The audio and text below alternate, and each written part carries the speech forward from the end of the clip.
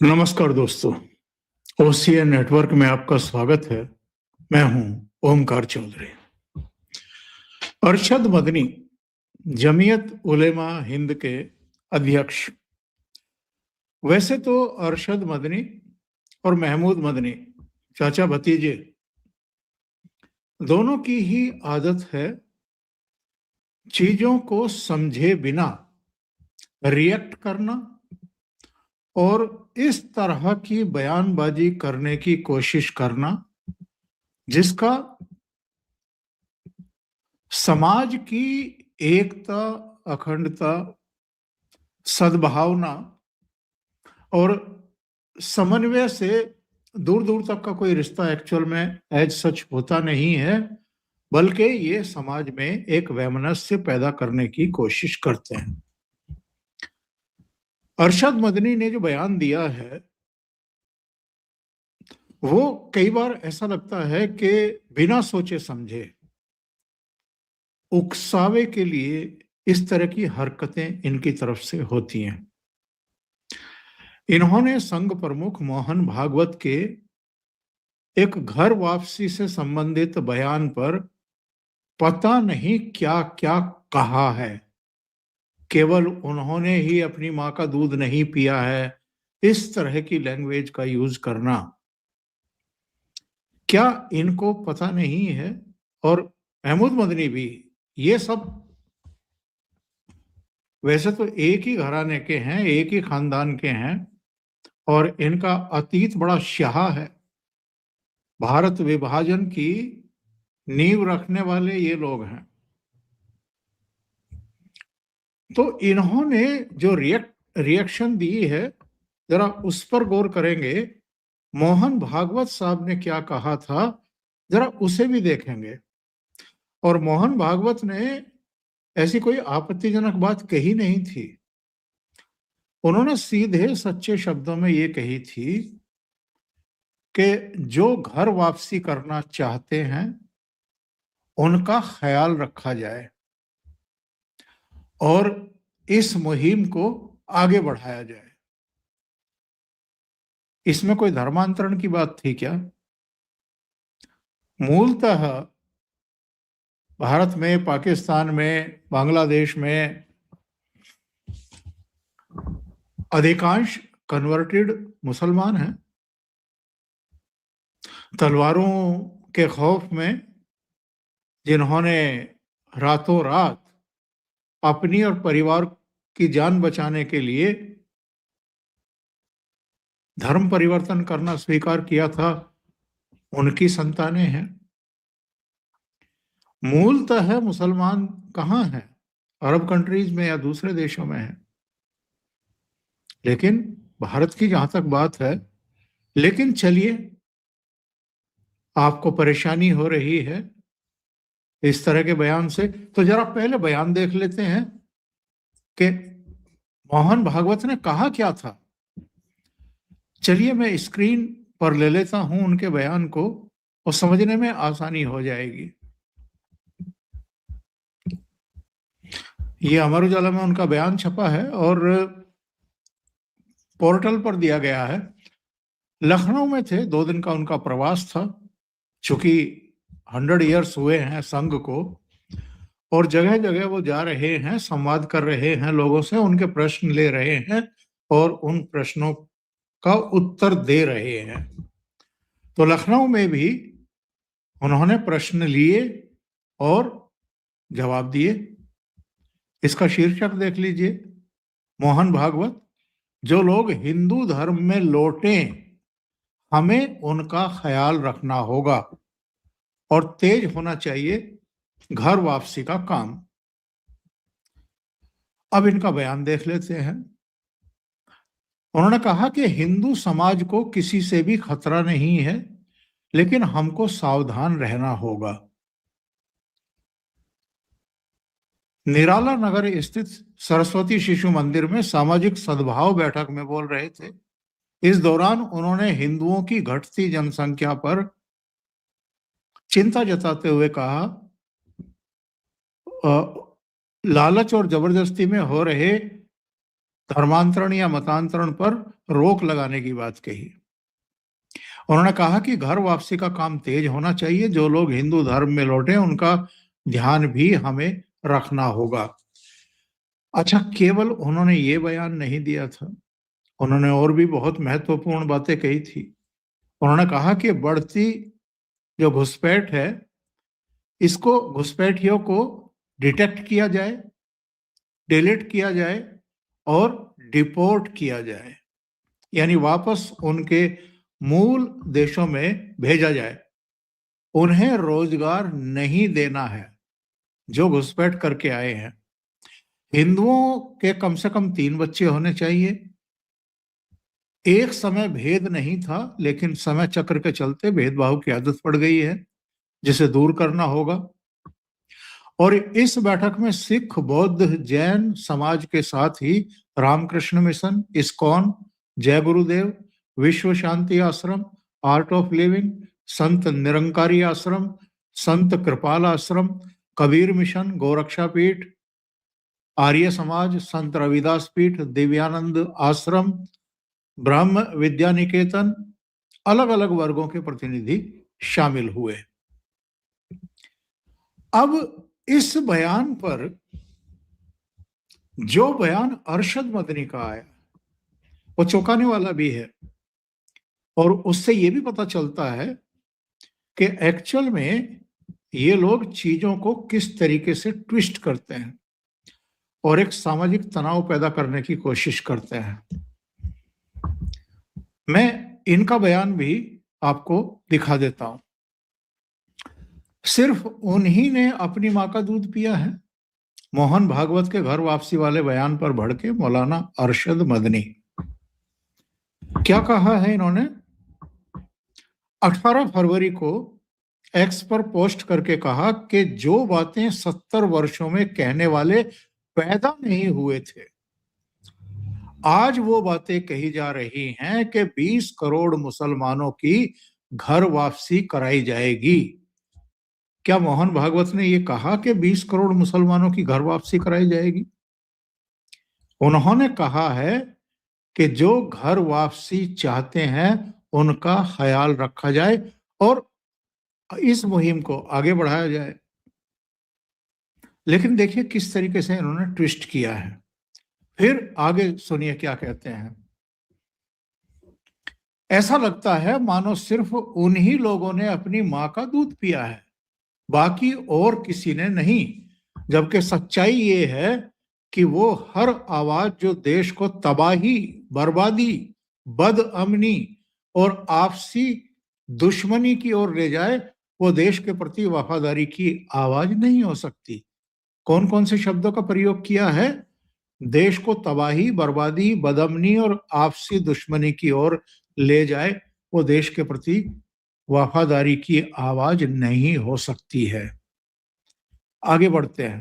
फिर कहते हैं, आज देश के भीतर नफरत की आग भड़काई जा रही है। हत्या, हिंसा का माहौल बना हुआ है। दिन दहाड़े लिंचिंग की घटनाएं हो रही हैं। गाय के नाम पर बेगुनाहों को मौत के घाट उतारा जा रहा है और सरकार खामोशी बनाए हुए है। इसके बावजूद कुछ लोग ये ऐलान करते फिर रहे हैं कि इस देश में वही रहेगा जो उनकी विचारधारा पर चलेगा।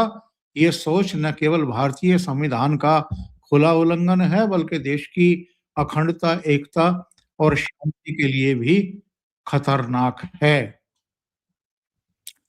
जमीयत उलेमा हिंद शुरू से ही ऐसी सांप्रदायिक और नफरत फैलाने वाली सोच की कड़ी विरोधी रही है और जब तक जिंदा रहेगी इसका विरोध करती रहेगी। मुसलमान जिंदा हैं और अपने धर्म पर जिंदा रहेंगे। मुसलमानों को मिटाने वाले खुद मिट गए, मगर मुसलमान जिंदा हैं और कायनात तक जिंदा रहेगा। और इस देश में शांति, भाईचारा और आपसी सद्भाव केवल धर्मनिरपेक्ष संविधान की छाया से ही संभव है। इन्होंने काफी कुछ और बातें भी कही हैं, लेकिन जरा इस पर आते हैं। इन्होंने कहा कि सच्चाई ये है कि हर वो आवाज जो देश को तबाही, बर्बादी, बदअमनी और आपसी दुश्मनी की ओर ले जाए, वो देश के प्रति वफादारी की आवाज नहीं हो सकती। तो जरा इस बयान की पैमाइश कर ली जाए। क्या करते हैं ये लोग? जमीयत उलेमा हिंद कई ऐसे मामलों में सुप्रीम कोर्ट तक गई है जहां आतंकवादी घटनाओं में लिप्त लोगों की पैरवी तक इन्होंने की है। जो देश में खून बहाते हैं, नफरत का संचार करते हैं और यहां तक के गैर कानूनी काम करते हैं जिन पर यूएपीए तक लगा है, ऐसे लोगों की पैरवी भी इन्होंने की है। विवादित ढांचा जब गिराया गया, जहां कभी कोई नमाज भी नहीं हुई, बरसों से दशकों से नहीं हुई, और जिस पर सुप्रीम कोर्ट का फैसला आया बाद में कि ये स्थान हिंदुओं को दिया जाए और वहां भव्य मंदिर भी बन गया, उसको लेकर के भी इनकी जो लाइन रही है वो बहुत खतरनाक रही है। वो देश को बांटने वाली, देश में आग लगाने वाली रही है। तो ये किसको पहाड़ा पढ़ा रहे हैं? और मोहन भागवत ने ऐसी कौन सी बात कही थी कि क्या उन्होंने ही अपनी माँ का दूध पिया है? इस तरह की और ये लैंग्वेज आप ये कह रहे हैं कि 70 सालों में किसी ने इस तरह के बयान नहीं दिए। और जिस तरह के बयान ये अरशद मदनी दे रहे हैं और महमूद मदनी देते हैं, एक बार इन्होंने कहा था कि ये हमारा देश है, आपको अगर हमारी विचारधारा, हमारा खान पान, हमारा पहनावा और तमाम दूसरी चीजें पसंद नहीं है तो आप कहीं और चले जाएं। यानी बहुसंख्यक आबादी को ये कह रहे हैं कि आप लोग कहीं और चले जाएं। इससे आप अंदाजा लगाइए 1947 में जो विभाजन कराने वाली ताकतें हैं वो यही हैं। इनमें देवबंदियों में और बरेलवियों में एक होड़ लगी हुई थी। विभाजन कराने वाले मोस्टली उत्तर प्रदेश के, बिहार के मुसलमान। तो 1947 में अगर आपने एक धर्म के आधार पर कि हम एक साथ नहीं रह सकते, हमारी जबान अलग, जो अभी आसिम मुनीर ने भी कहा था 16 अप्रैल को, जिसके हफ्ते भर के अंदर ही पहलगाम में वो जेनोसाइड हुआ जिसमें 26 हिंदुओं को मारा गया, चुन करके मारा गया। ये जवान तब से ये बोल रहे हैं जब भारत एक था, अखंड था। तो धर्म के आधार पर आपने पाकिस्तान ले लिया, अलग देश ले लिया, और फिर भी यहीं टिके हुए हैं, यहीं जमे हुए हैं, वहां नहीं गए।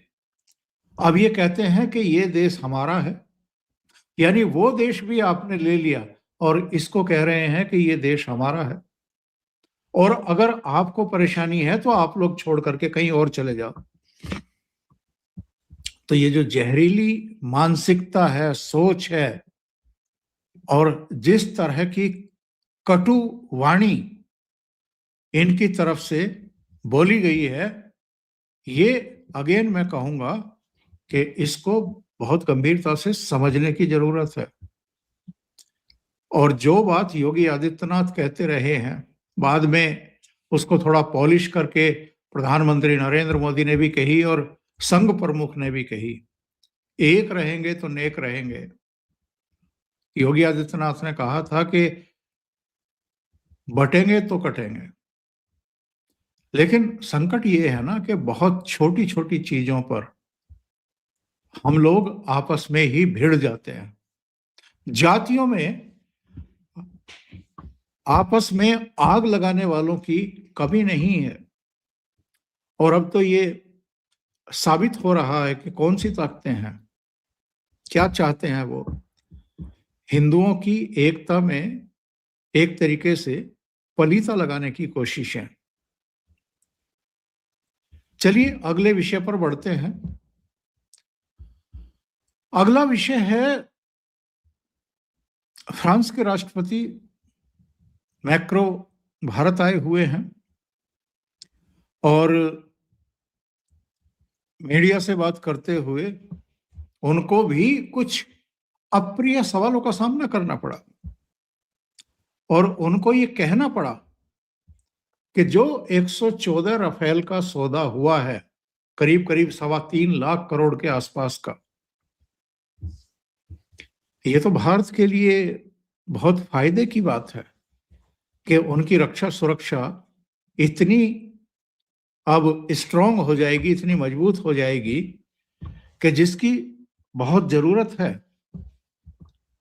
लेकिन यहां पर कुछ अलग अलग कारणों से इस सौदे को लेकर के भी सवाल खड़े हो रहे हैं और राफेल पर पहले भी 2019 में जब लोकसभा चुनाव थे उससे पहले भी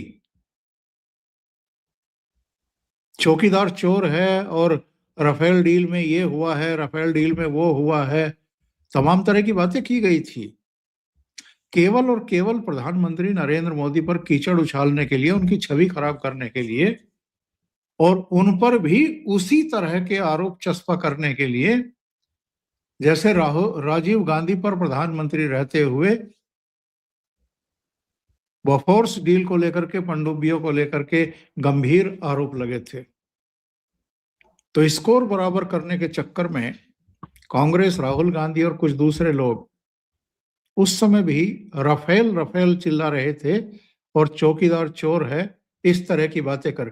हालांकि बाद में इनकी गलत बयानी की वजह से सुप्रीम कोर्ट में इनको 3 बार माफी मांगनी पड़ी थी, राहुल गांधी को, अपने वकीलों के जरिए। इन्होंने कह दिया था कि देखो, जो मैं कह रहा था चौकीदार चोर है, वही सुप्रीम कोर्ट ने भी अब कह दिया है। तो सुप्रीम कोर्ट ने कहा कि हमने कब कहा है, और बहुत सख्त रवैया अपनाया। लेकिन जो जुडिशियरी है हमारे यहाँ की, वो भी इनको अभयदान देती रहती है। इनका माफीनामा आ गया और जज साहिबान का गुस्सा शांत हो गया। लेकिन इनके अभियान लगातार जारी हैं, उसमें कहीं कोई कमी नहीं आई है। तो मैक्रो को खुद ये कहना पड़ा कि भाई, इससे तो भारत को ही फायदा होने वाला है और ये डील एक्चुअल में गेम चेंजर होने वाली है। एक साथ कई स्क्वाड्रन हम लोगों को मिलने वाले हैं। जो उनका बयान आया है वो मैं आपको बताता हूं। मैक्रो ने कहा कि इस डील का व्यावसायिक पहलू दसाल्ट एविएशन और आपकी सरकार के बीच संवाद का हिस्सा है। मुझे समझ नहीं आता कि लोग इसकी आलोचना कैसे कर सकते हैं, क्योंकि ये आपके देश को मजबूत बनाता है, हमारे बीच रणनीतिक संबंधों को बढ़ाता है और यहां अधिक रोजगार पैदा होने वाले हैं। और अभी 3,25,000 करोड़ की जो ये मेगा डील है, जिसमें 114 राफेल आएंगे, कुछ तैयार आएंगे, कुछ हम यहाँ भारत में बनाएंगे फ्रांस की दसॉल्ट कंपनी के सहयोग से। इसकी स्वीकृति राजनाथ सिंह की अध्यक्षता में जो रक्षा अधिग्रहण परिषद है, डीएसी, उसकी बैठक में मोहर लगाई गई है। तो यहां पर तमाशा लगातार एक्चुअल में चल रहा है। जैसे जो एआई समिट हो रही है, उसमें ये कहकर के कीड़े निकालने की कोशिश हो रही है कि साहब, बड़ी व्यवस्था है, बड़ी लंबी लंबी कतारें हैं, पेयजल को लेकर के, तमाम दूसरी चीजों को लेकर के। ये इतना बड़ा इवेंट है, इस तरह के इवेंट चीन और अमेरिका जैसे देश भी नहीं कर पाए। कुछ हजार लोग या कुछ 100 लोग जो वहां पर आयोजित हुई थी, उनमें शामिल हो पाए थे। हमारे यहाँ इन 5 दिनों में 2.5 लाख से ज्यादा लोग शामिल होने जा रहे हैं। 2.5 लाख से ज्यादा लोग। और युवाओं में इतना जबरदस्त क्रेज है इसका, इस समिट का, कि वो बहुत बड़ी संख्या में भारत मंडपम में, सुषमा स्वराज भवन में और अंबेडकर सेंटर पर पहुंच रहे हैं।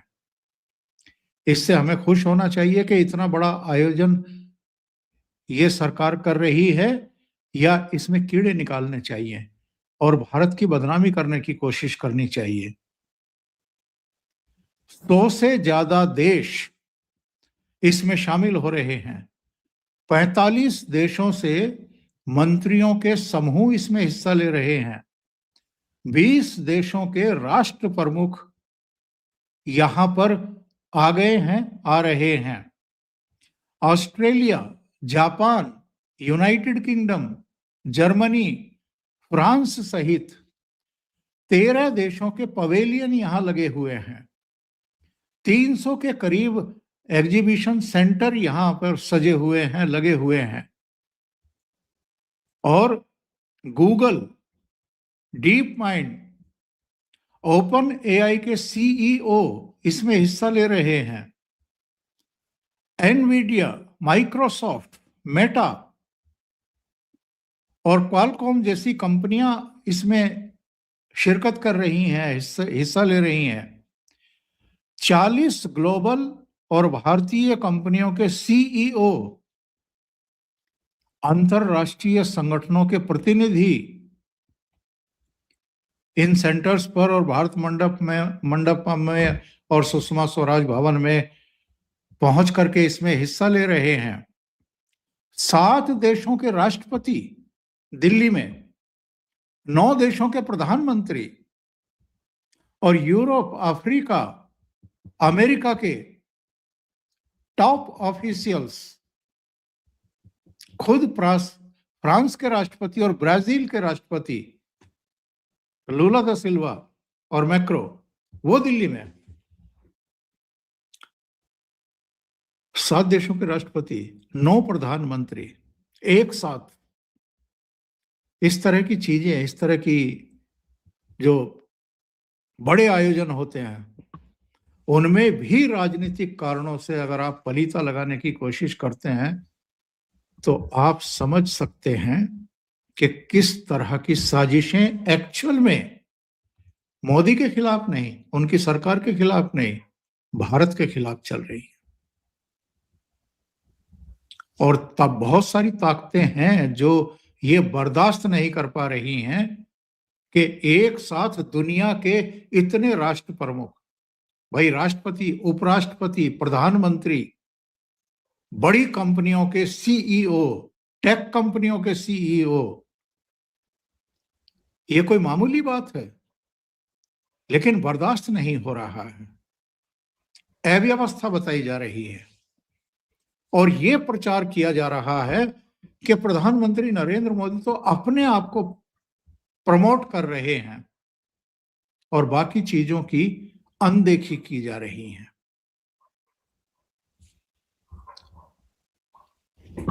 एक और खबर है, जो नई सरकार बनी है बांग्लादेश में, उसके प्रधानमंत्री तारिक रहमान,